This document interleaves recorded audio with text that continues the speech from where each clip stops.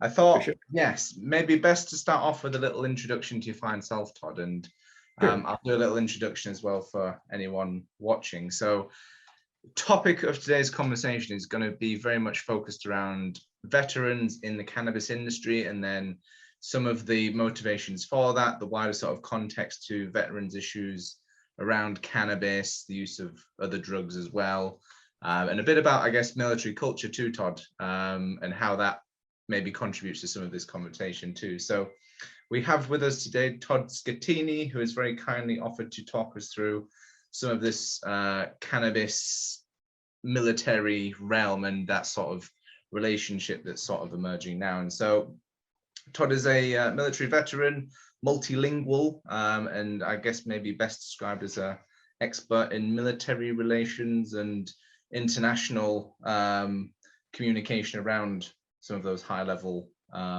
events and projects. And so couldn't think of anyone better to talk us through this than veteran and expert in the industry of cannabis too. So thank you, Todd, for squeezing in the time to help us make sense of some of the, I guess, confusion around cannabis and what it means, and the different perspectives around that in the veterans community. So yeah, thanks so much, Todd. And I don't know if you want to start by sort of introducing yourself, letting people know who you are and why you are so passionate about this field of industry as well.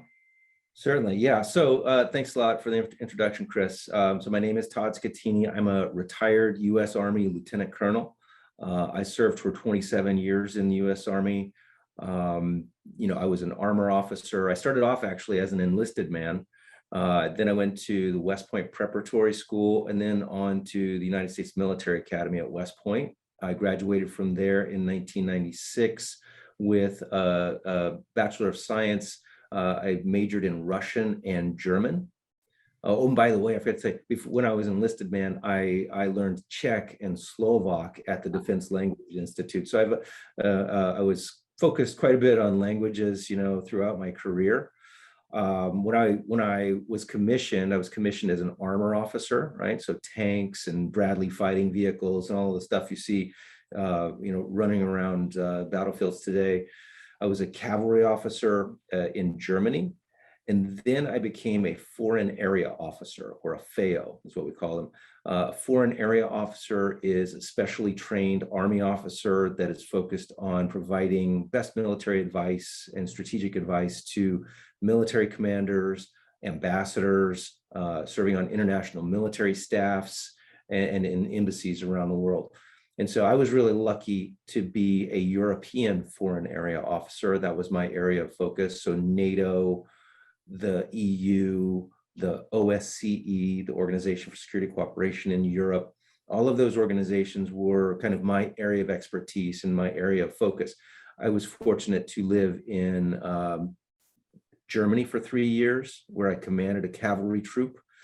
I was in Czech Republic for 1 year in Brno, where I went to their equivalent of the Command and General Staff College, all in Czech, which was really cool experience for me to see. And this was the same year. This was 2004, the same year that Czech Republic and Slovakia entered into NATO. So I get to see all of that take place, which was very cool. And then I was in Belgium for 2 years as an exchange officer to the Belgian army. I deployed my first time to Afghanistan as a Belgian attachment. Then I was in Bosnia for 2 years as the army attaché after I learned Serbo-Croatian, by the way. Then I was the exchange officer. I was a liaison officer to the French army for 2 years in Paris at l'École Militaire, which was really cool to be able to talk to one of our great NATO allies about the future of the army in the US, so that we could kind of develop in lockstep and work collaboratively as allies. And then finally, my last duty assignment in Europe was as the senior defense official and defense attaché in the Republic of Slovenia, which was just absolutely magical. 3.5 years in a beautiful country that's a NATO member, EU member, and just an incredible place that we long to go back to at some point.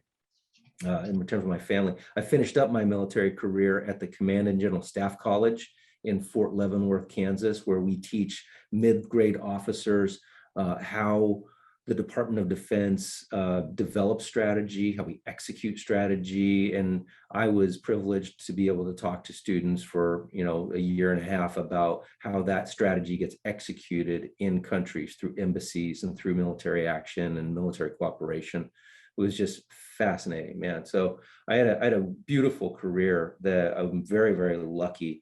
The Army kept teaching me languages and sending me to great places. But eventually it was time to go. It was time to get out, not because I wasn't really enjoying what I was doing, and not because I think I was pretty good at what I was doing. But along the way, specifically while serving my second tour in Afghanistan, I was serving for the commander of the International Security Assistance Forces in Afghanistan. So essentially for the commander of the largest military coalition that has ever existed. And I was on a team, a very small team of special advisors. We were asked to come up with ways to create an industry and a future essentially for Afghanistan using the resources that they have. And so I came up with this concept of using hemp, right? I recognized that, they were very skilled at growing cannabis for hashish, which the Taliban would send off into prohibition markets, UK, Europe especially, and those profits were coming back in the form of IEDs and funding the Taliban, right? So they were funding their fight against the coalition with all of these funds. And I said, well, what if we were to transition them over to a hemp industry, right? This is an industrial product. The source of food, fuel, fiber, building material, and medicine, soil remediation plant that is very well known. And, the rest of the world had a hemp industry already. It really wasn't as big as it is today, but it was already, starting to take root around the world, or it never had lost root the way that it had in the United States specifically. I thought it would be a bonus if they could grow their own hemp, and the bonus or the benefit of that would be that hemp grown around cannabis that is grown for high THC would cross-pollinate, go to seed, and less potent hash would be coming into Europe, which would mean less money coming back into the fight. So I thought it was genius. But they thought I was Cheech and Chong. So, they told me to sit down and color for a while, but I was absolutely fascinated by the subject of cannabis, and even more fascinated by what the results of the prohibition of this plant had been, right? I had been led to believe that cannabis was, it was just weed, it was just about getting high. But when I looked at the roots of cannabis prohibition, I recognized very quickly the racist nature of our own prohibition in the United States, as well as the greed motivated nature of that prohibition. And then I began to dig into like the follow-on effects of that. And they were many, and they were across so many spectrum of our everyday life, right? I recognized pretty quickly that the relegalization of cannabis was a paradigm shift that was starting to have impacts along multiple levels. Specifically, in the areas that I really look at closely are in social equity, right? The fact that we are putting human beings in a cage for long periods of time, or ruining their lives entirely for a plant that has never killed anyone and is probably the most therapeutically active plant that the world has ever known, was just insane to me. And it seems to be counterproductive, especially being brought forward by a country who calls themselves the land of the free, when in fact, we have more people incarcerated in the United States than any other country in the world. I think we have more people incarcerated than the top 3 other countries behind us. So it was really concerning for me as a guy who was, in uniform defending freedom, recognizing that we're taking away the freedom of so many Americans for a plant that the more evidence I uncovered could be really useful, right? So social equity and social justice are a main focus of mine and of my activist work, as well as my business, right? And I'll talk a little bit about my business in a moment, but so social equity and social justice were a main focus for us. And we judge ourselves by how we can improve upon that. There were major economic impacts taking place with the relegalization of cannabis, right? My home state in the United States is California. I'm very proud that in 1996, the same year that I was throwing my hat in the air at West Point, was the same year that California was the first state in the US to legalize medical cannabis. Since then, over 37 states now have medical cannabis programs, and 17 of those states have adult use, meaning that someone 21 or older can go into a dispensary and purchase cannabis. And now we have 37 different petri dishes that we can look at, because each of them has different policies, each of them has different products available, different ways they run the program. So for someone maybe like the UK who's considering cannabis legalization, or another country, Germany, for example, who's considering cannabis legalization, has at least 37 different examples in the United States to look at. So major economic impacts are taking place. We are building an industry from the underground up. Right. In 1937, when we prohibited cannabis in the United States, and then later on when we exported that prohibition to the rest of the world, we drove an industry underground, because up until 1937, medical cannabis was the second most prescribed medicine in the American pharmacopoeia. And likewise throughout Europe. I mean, when Dr. O'Shaughnessy brought cannabis to the United Kingdom in the early 1800s, it gained fast support.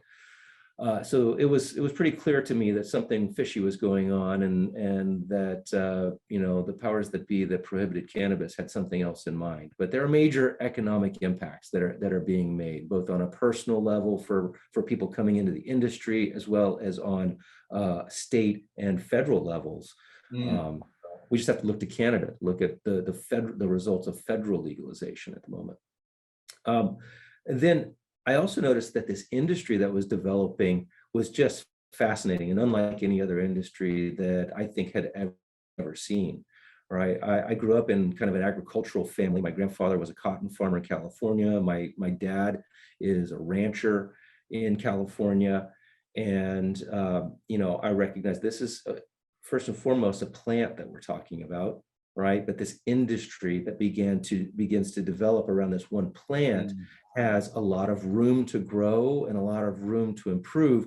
And from that growth and from that improvement, I think there are a lot of lessons to be learned that we transitioned on to other industries, right? Specifically agriculture. In the cannabis world, in terms of how we grow the plant, we focus on the minutia. We focus on, how many grams do I get out of a square inch of a grow facility? Whereas when you're talking about big ag, we talk about how many tons of tomatoes are we getting out of a greenhouse. So it means that we focus a lot more closely, and we deal a lot more with the data in the cultivation. And we are finding incredible efficiencies in the amount of inputs in terms of electricity, water, nutrients, as well as the development of really high-end grow facilities.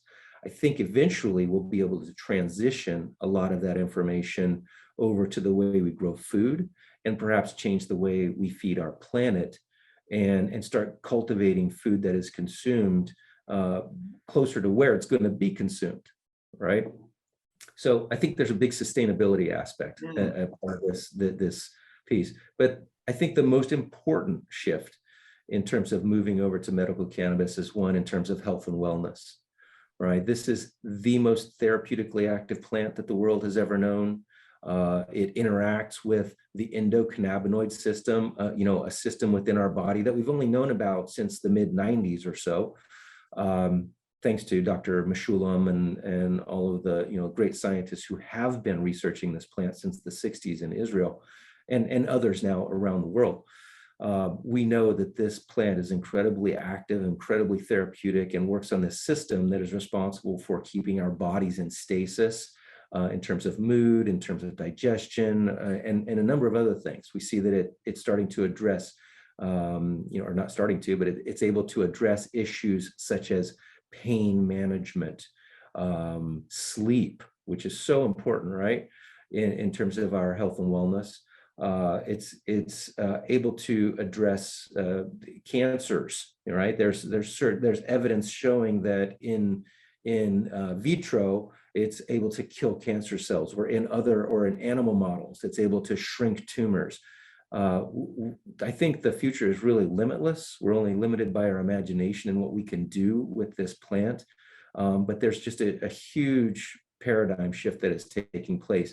And that's really, I'm only talking about cannabis or marijuana, right? I'm not even talking about hemp yet, right? Because when we start talking about hemp, we can talk about food, fuel, fiber, building material, and as well as the medicinal part. So I was fascinated by it, so much so that I knew that I wanted to be part of the activist movement that was making a shift on local levels. That's specifically why I asked to come back from Europe and do my last assignment here in the middle of America, in the middle of the United States.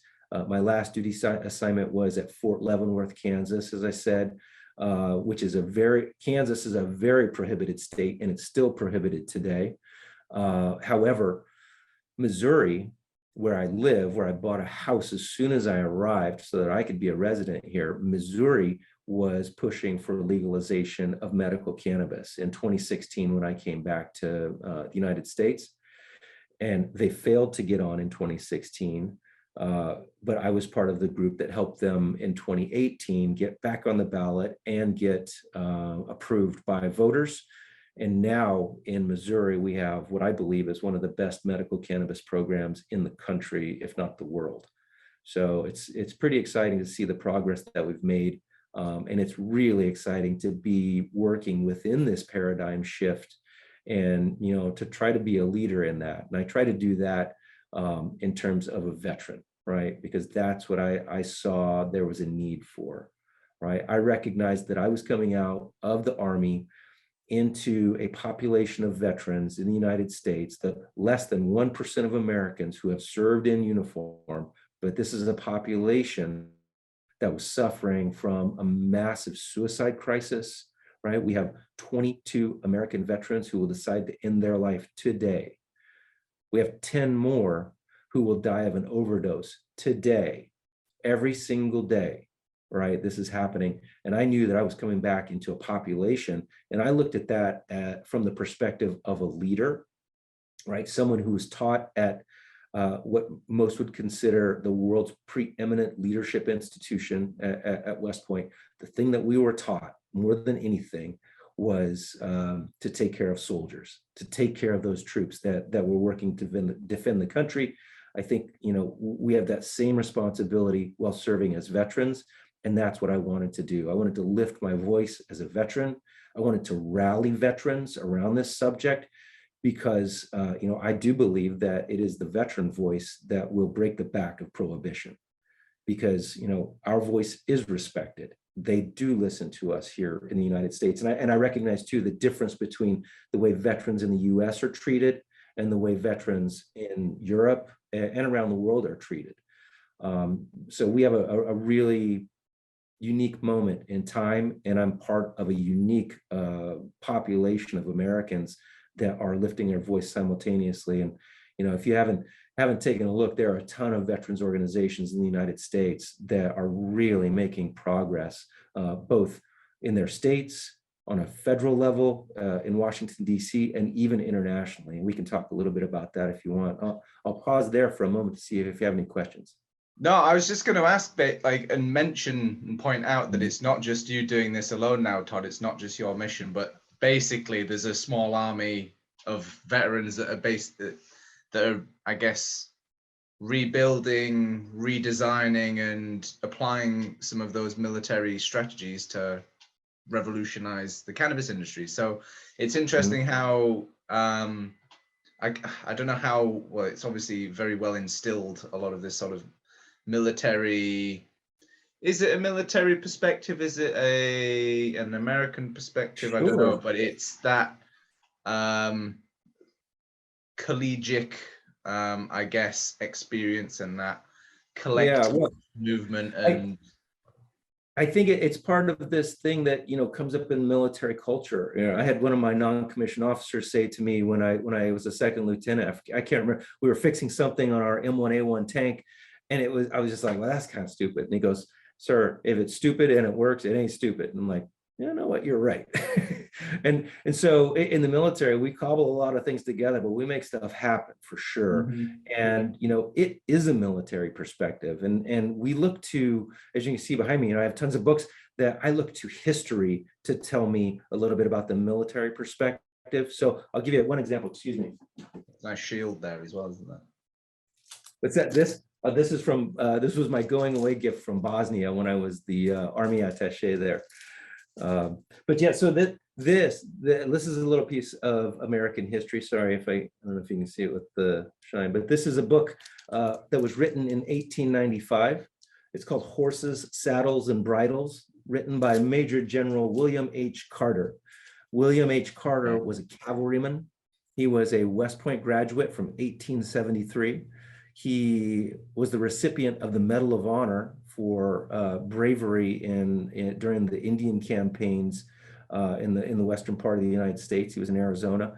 So he's a recipient of America's highest award for valor. And he wrote this book at the turn of the century, right, in 1895. It was all about how you take cavalry to combat, how you go over long stretches of the plains, which he had done in the Western US, and how you treat them in combat. And he said, this is the list of medicines that you need.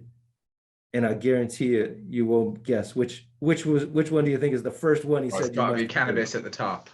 boom, cannabis right at the top, man. Cannabis, sativa, Wow. L, Okay. right? Yeah.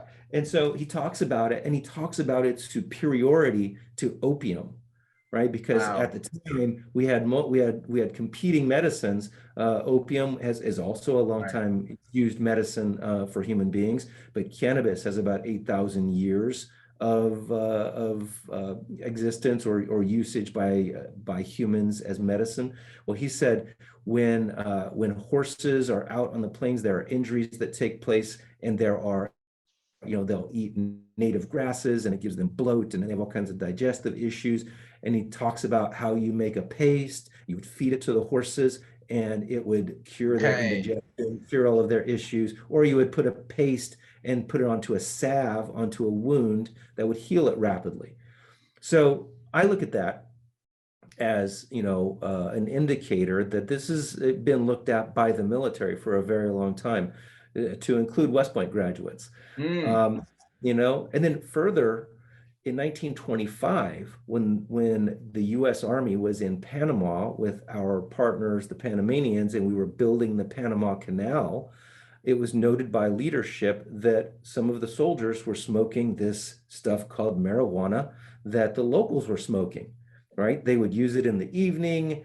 They would, relax with it. It would have a bit of a sedative effect and whatnot. And so they did a study, and they said, well, we need to figure out what this stuff is and whether or not we should let our soldiers use it. So in 1925, the U.S. Army conducts some research, and their findings come back, and they say, well, this stuff doesn't seem to do any harm at all, and it sure seems to be less dangerous than alcohol. We don't recommend that we do anything. We don't prohibit our soldiers. And so what the Army do, they said, well, we're going to prohibit it anyway. So they were I guess the U.S. Army was the first to really prohibit the use of cannabis. So the military has been talking about this for a while. There are also, there were different studies and research being done after World War II that were researching things like psychedelics as well as cannabis. That didn't go very far, because by this point in time, cannabis had been prohibited. It was in the mid-50s when they were doing that research, but the military has been looking at it for quite some time. Mm. Now, obviously, since 1970 and the Controlled Substances Act and the real war on drugs that began with President Richard Nixon, it just got inculcated into the Army psyche or the Department of Defense's psyche that anyone who's using marijuana is going to be a bad soldier, when that's not necessarily the case. You know, and then we really doubled down on that in the 80s when we began forcing soldiers to urinate into a receptacle that we would then test. And if it showed that cannabis was present, then you're out of the military. You're not good enough to carry a rifle. You're not good enough to serve. And I think that that is just really short-sighted and uneducated in terms of what cannabis use does within a population. And I think that's maybe where we could stray into some of the uses that veterans are finding for cannabis at the moment. Because obviously there's, with warfare, with combat and exposure to those sorts of environments, there's obviously physical tolls, mental tolls, emotional tolls. And yeah, at the moment, Todd, going back to some of this cultural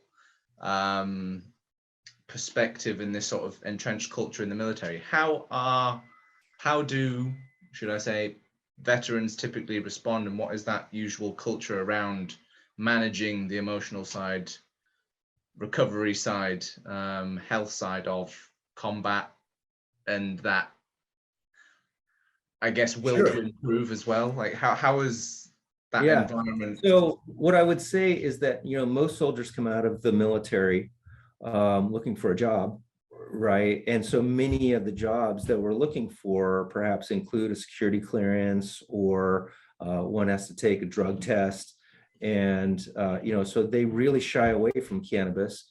And, you know, it's been like pounded into our brain over the decades that this is a bad product and that this is going to cause schizophrenia, or you're going to be lazy or something like that.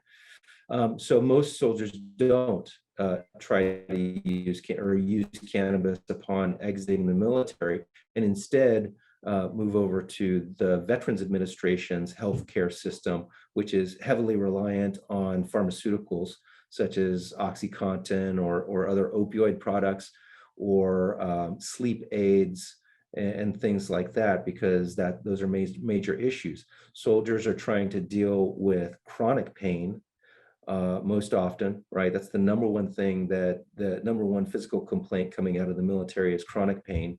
We're also deal with symptoms of post-traumatic stress, such as depression, anxiety, and insomnia. And all of these have really big follow-on effects, right? Relationships at home are weakened, ability to concentrate, ability to do whatever your new job is, also decrease. So the lucky veterans who have perhaps access to medical cannabis, who live in a medical cannabis state, or perhaps know someone who already uses cannabis and might be able to help make them transition, are seeing incredible improvements in their health and wellness, and just their livelihood in general, typically. And like I said, most of us are using it for chronic pain, post-traumatic stress issues. And the big challenge, I think, is making that transition, especially if you're making that transition in a vacuum, right? If you're doing it alone and you don't have anyone there to guide you on how much to use, what kind to use, when to use it, then sometimes people will have a very bad experience. You know, I had a very bad experience my first time of, you know, increased anxiety and inability to kind of capture my thoughts or anything like that. But what I did recognize after my first use was that my pain had decreased by about 50% or so. And I thought, wow, something really happened there. And I went back to the internet, you know, which was my source of information at the time, you know, because I was really doing this alone. I went back to the internet. Turns out I just used too much at once.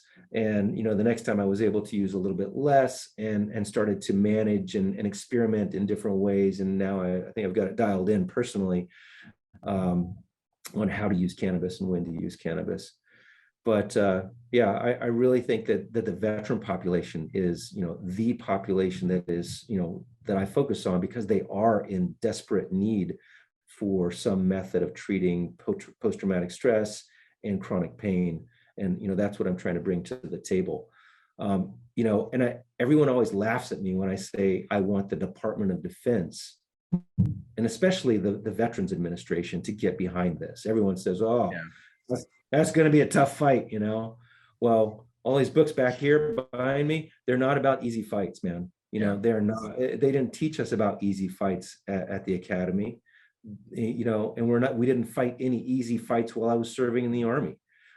This is going to be a tough fight, and it's hard because I'm trying to convince the organization that really I consider the organization that made me the person that I am, right? The Department of Defense. I'm trying to convince them to shine their gigantic research lens on the cannabis plant as an opportunity to, do things like mitigate and treat traumatic brain injury, do things that could increase survivability of our soldiers in combat, do things that could increase the ability for veterans to thrive after service, and the impact that will have also on readiness.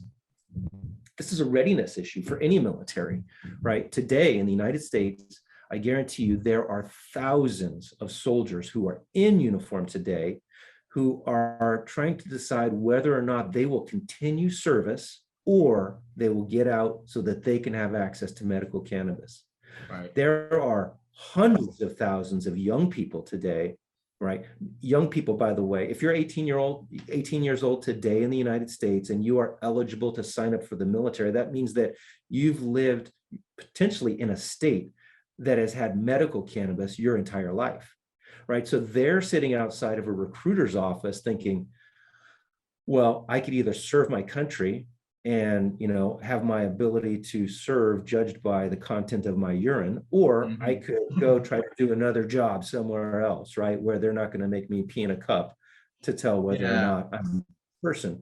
And that's dangerous, right? Especially when those who are judged by the content of their urine are then encouraged to push towards pharmaceutical medicines or to alcohol. Right, the most deadly and dangerous drug that the world has ever known, and the drug that a lot of military culture revolves around. Right, so that's really interesting. Okay. How do you think? And I guess this is a question that gets tossed around a lot, and it comes back to prohibition. I guess at the core, how do you think that we've strayed so far away from that information that's out there? How, given all the research, given all the information, have we ended up with such an alternative view on a plant that really has a lot to offer, and we've just taken this very pessimistic view? Well, we are victims of almost 90 years of propaganda and misinformation and disinformation about the cannabis plant. Right. First and foremost, we changed the name. Right. That was genius. In the 30s, after do you remember perhaps the American experiment with prohibiting alcohol? Yes. I'm sure the Brits were laughing at us pretty hard from the other side of the pond, going, "Oh, this will never work." Right. And it didn't. Obviously, we had 12 years of prohibition from 1920 to 1932. It was an absolute disaster. It gave rise to organized crime and the mafia and all kinds of things of that nature, lots of violence. And so we re-legalized alcohol in 1932, recognizing that this will never work. But the government organization that had been developed to enforce prohibition of alcohol still existed. And it was run by a gentleman named Harry J. Anslinger, a massive racist. A noted racist, very well known. He convinced Congress that cannabis was bad, and the way he did it was first change the name. Right, the Hispanic community that was resident in the United States, they called it marijuana as a kind of like a term of endearment of some sort.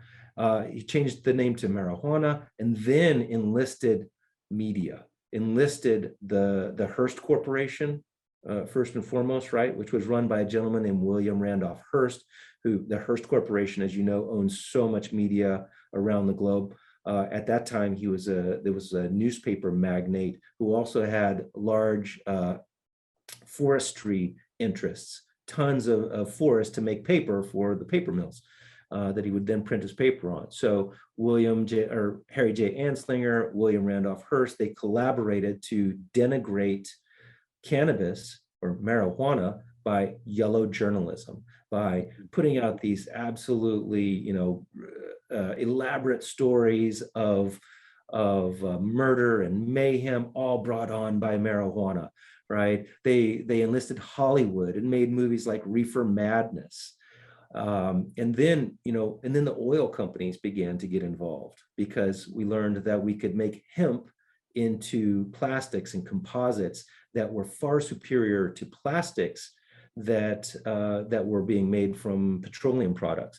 And so anyway, a huge amount of misinformation, disinformation, fear mongering, especially on the floors of Congress, a lot of racist rhetoric and fear mongering went together on the floors of Congress. Harry J. Anslinger and other senators said things such as marijuana makes Mexicans think they're as smart as white people.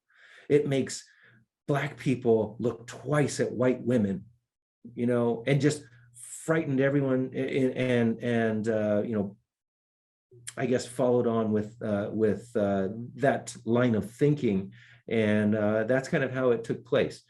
Once it was prohibited, essentially we made the Marijuana Stamp Act, which made farmers pay money to farm hemp, to get a certain stamp of approval from the federal government. Well, the federal government never gave that stamp of approval for anyone, and so essentially wiped out the entire American hemp industry, which is fascinating because our founders grew hemp, right? Even when we came over here as settlers, as settlers from the United Kingdom, they were forced to grow hemp. In 1619, on this continent, if you were a settler and you were a farmer, one of the things you had to grow was hemp because you could pay your taxes in hemp. We were sending hemp back to Britain from the continents, or from the colonies rather.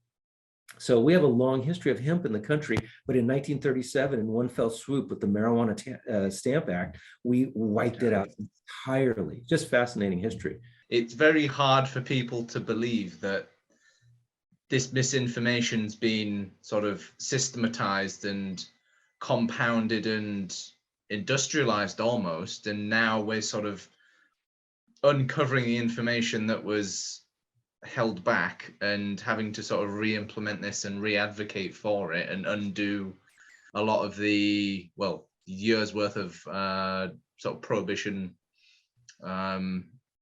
training, I suppose it is, in a way. And so at the moment, Todd, what are some of the groups that are out there that are working on tackling these issues, and how can people get involved with those as well? Certainly. First, let me give you a little bit of history of the re-legalization in the United States and the groups that have been very, very effective in doing that. First, in my home state of California, it was started by the gay community. The gay community, who was suffering during the AIDS epidemic in the 90s, was led by Harvey Milk, by Jack Herer, who was an Army veteran, by the way, and not part of the gay community, but part of the veteran community and the cannabis community, as well as Dennis Perrone and Robert Eastman, right? And so these folks, their community was dying. The thing that was helping them bring back their appetite and deal with pain and help with sleep and all of that was the gay community. And they put it on the ballot in California several times. Finally, in 1996, it passed.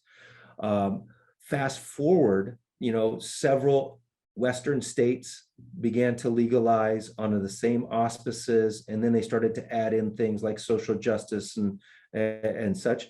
But then in 2012, the weed series came out, right? This was right after Colorado had legalized for adult use, and Dr. Sanjay Gupta, who is the chief medical reporter for CNN, did a series called Weed, and he talked about children with epilepsy, especially Charlotte Figi, who is the namesake of Charlotte's Web, which is probably one of the world's most well-known CBD brands. Charlotte Figi, who was a military brat, by the way, her father was serving in the special forces in the army in Afghanistan right around the same time I was.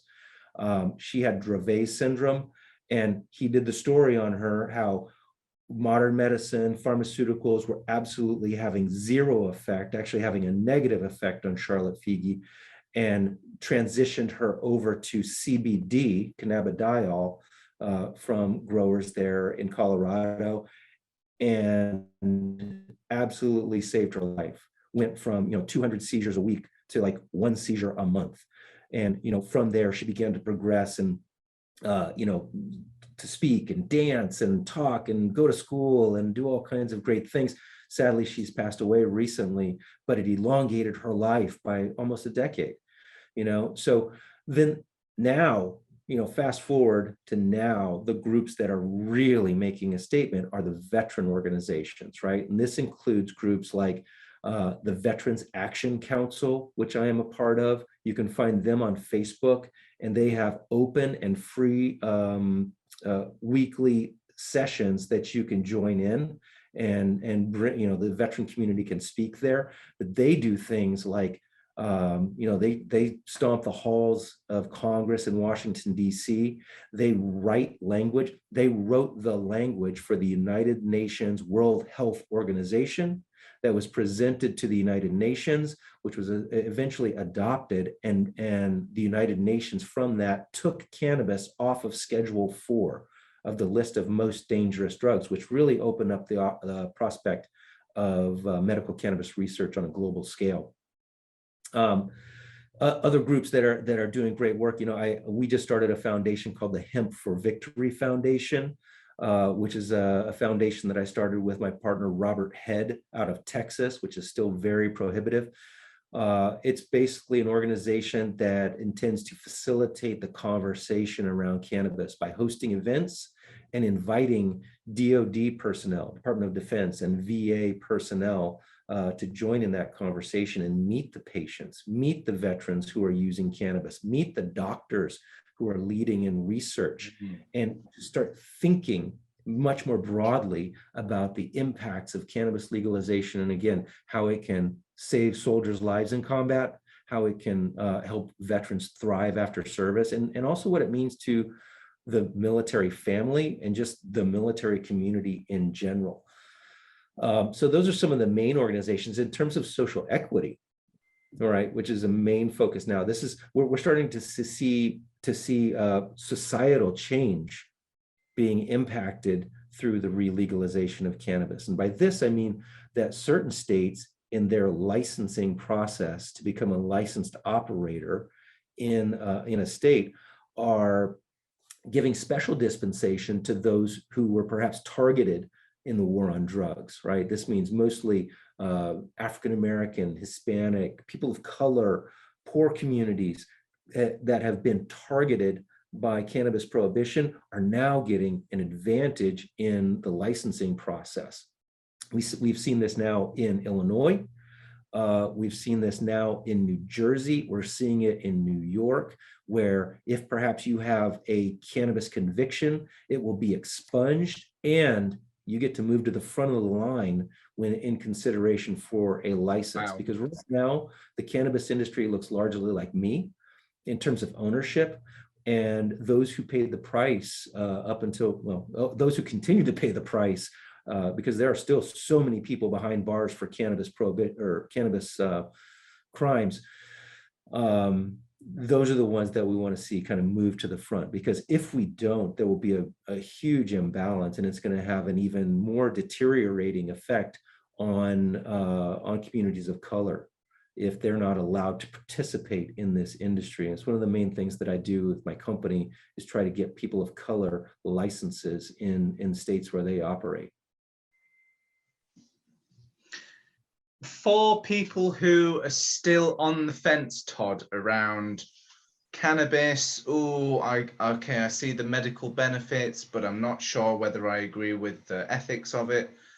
What would you say to those people who are, still slightly skeptical, and what could they maybe do to answer some of their concerns, questions, and Well, I yeah. would say that, one, this is a product that we have an 8,000-year history with, right? I mean, we have remains of found in China from 8,000 years ago, and we can trace through history and through DNA and through archaeological finds the advance of cannabis over those 8,000 years. I spoke briefly about Dr. O'Shaughnessy bringing it back from I think India or Pakistan, India, I think at the time, into the United Kingdom. I would say that this is a product that we have a huge history with. It's a product that is safer than sugar, right? It is one that cures disease and treats issues rather than causing issues, like many would assume or we have been taught to believe. I would also say that this is one, it's unstoppable. If you don't like legal cannabis, you are not going to like the future, because it is happening, right? We are seeing massive impacts in terms of economics. Just last year, for example, the state of Illinois brought in more tax revenue from cannabis sales than they did from alcohol sales. And I think that's a good sign, right? When alcohol kills over 100,000 Americans every single year, but is not on the controlled substances list and is widely available, why are we so concerned when a plant that might help grandma treat her glaucoma or might help a soldier sleep a veteran sleep at night without having nightmares? How can we denigrate this plant? Right? So it's creating jobs, it's creating tax revenue, it's improving health and wellness. And if implemented properly, it will be a major factor in terms of improving social justice. So that's a lot of what I would say. I think the future is wide open. By the way, and the impact on youth. Let's talk about youth for a moment. No one is here to say that the youth should have access to cannabis, but right now in a prohibition country, the youth have far more access than the adults do, right? They're the ones, they can get it very, very easily. Whereas here in the United States, in states where you have medical cannabis that is being legally produced in licensed facilities and sent through dispensaries and things of that nature, you have a much lower rate of cannabis use, or at the very least, you don't have an increased rate of cannabis use among youth where cannabis has been legalized. And we've shown this from state to state to state, and it keeps showing up that way. So I wouldn't be too concerned about legalizing and thinking that, oh no, the kids are going to get it. Thank you so much, Todd, for helping make sense of some of this. And it's a difficult subject for a lot of people to discuss, and particularly in the UK, it still comes with a lot of taboos. So thank you for busting some of that and being so open and just understanding, I guess, to the variability of perspectives that are out there. So I'm looking forward to seeing what we come up with regards to helping veterans in the UK. And what I will do is put all of the information regarding some of those veterans groups that you've mentioned there, Todd, in the description, so that everyone can access your work and those of your colleagues as well. And we'll hopefully get a bit of a conversation going between the UK and US, and hopefully more of Europe as well, around making some of this a lot more accessible and warmly received as well, and just hopefully solving some problems that are out there at the moment with regards to health and mental well-being at the moment, and cleaning some of that up. So thanks so much, Todd, and really appreciate you taking the time to talk through some of this with us. So please make sure to follow all of Todd's incredible work, all of the wonderful links, and yes, please engage with this conversation and show your support. So thanks so much, Todd, and we'll see you very soon. And thank you for listening to this interview podcast. My pleasure.